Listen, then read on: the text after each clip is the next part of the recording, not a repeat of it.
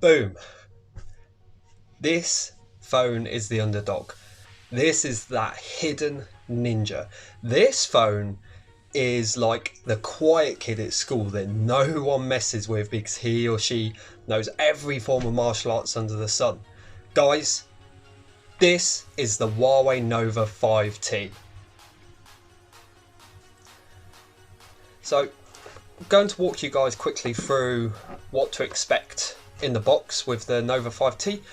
Normal packaging as you would expect from Huawei. However, I must say I do like the text, and I think the text alone says a lot about what to expect in the box, because with the design and colours Huawei have chosen for this phone really do stand out and make quite a statement.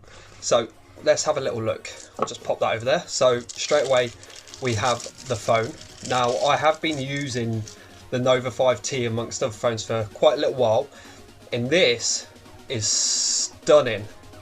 This is one of 3 colours that Huawei call the Crush Blue. You can also get the Midsummer Purple and Black as well. And this is actually something Huawei are calling their multi-layered 3D effect to really make it stand out. And I must say, this Crush Blue is really, really nice. So if we just move that over there, we'll pop that stunning phone there. So obviously we have the holder, the phone. Inside you have the SIM tool ejection pin and also a little case. Now I do have a cheeky little sticker on the back of mine, but it's just a plastic see-through case, which is quite nice. Some immediate protection straight out of the box, which is always cool. And you also get the Type-C charging lead along with a 22.5 watt supercharger, which is awesome because this phone will actually get a 50% charge in half an hour, which is pretty cool. Now I do want to add in the box, you would normally also get the 3.5mm to Type-C adapter for headphones. However, I know some of our fellow YouTube community have said they've got headphones in their boxes, so I would always recommend check with the retailer you're buying from to see what's in the box, and that's what Huawei recommend on their website as well. Cool. So let's just move all of this to one side for the moment, and let's just focus on this little beauty, the phone itself.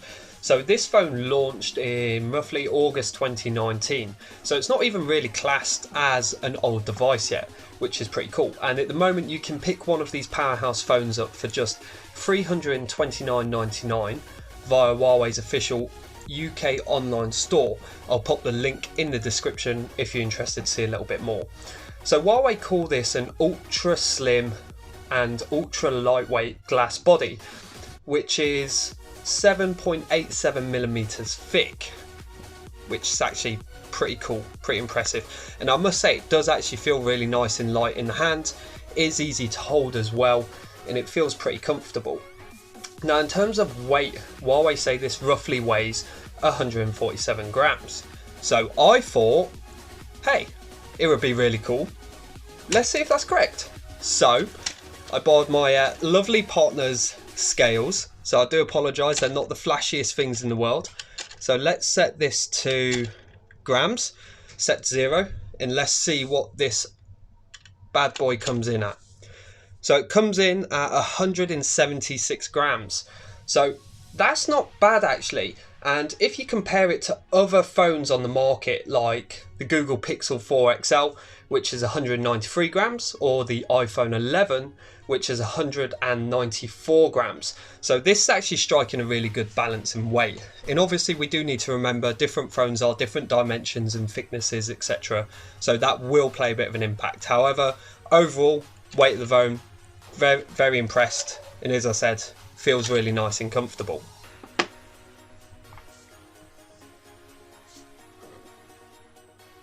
Okay, so now that we've covered off a little bit about the phone's design, let's do a quick walk around. So if we move to the bottom of the phone, you'll see you have the Type-C port. You also have a speaker just offset to the right hand side, and then you also have a mic. As we move around to the right hand side of the phone, you will see that we have our volume rocker just located near the top, along with the power button, which interestingly actually doubles as a fingerprint sensor, which Huawei says unlocks in as little as 0.3 seconds, which is actually super impressive, and I must say it is actually pretty responsive, and I'm not really experiencing any misreads on it, which is just a bonus. Moving around to the left hand side, we have the SIM tray, which does actually house a dual SIM option, so it's not expandable, but for most people looking to buy their first phone or first phone for a kid, or just an upgrade from one of those older generation devices, 128 gig internal memory with 6 gig RAM is still going to be, in my opinion, more than efficient for most people. So let's talk about the big one. Let's talk about camera. So when we're talking about camera, it's super important in today's market. More and more consumers are buying mobile phones based on the camera capabilities they offer, and it's fair to say when we look at Huawei's history over the last 3, 4, 5 years, when it comes to market in camera, these guys really have been leading the way for a lot of people. Now, even though this is what people would class as a mid-tier device, you're really not compromising in any regard on this phone. So we have a quad camera setup here. So at the top you have your 16 megapixel ultra wide angle lens, then the second camera is your 48 megapixel main wide angle lens, then just underneath you've got a 2 megapixel bokeh effect lens for those stunning portraits. I know there's a lot of you guys out there that are probably taking lots of them. We also have another 2 megapixel for the super macro photography, which has been a feature I've loved on Huawei devices with most models they've brought out. However, it's definitely worth noting, unlike the Mate 20 Pro and P30 Pro that can shoot a super macro at 2.5 centimeters, this does shoot at 4 centimeters. So you can't get as close, but you can still get some fantastic photographs. So let's flip it around to the front.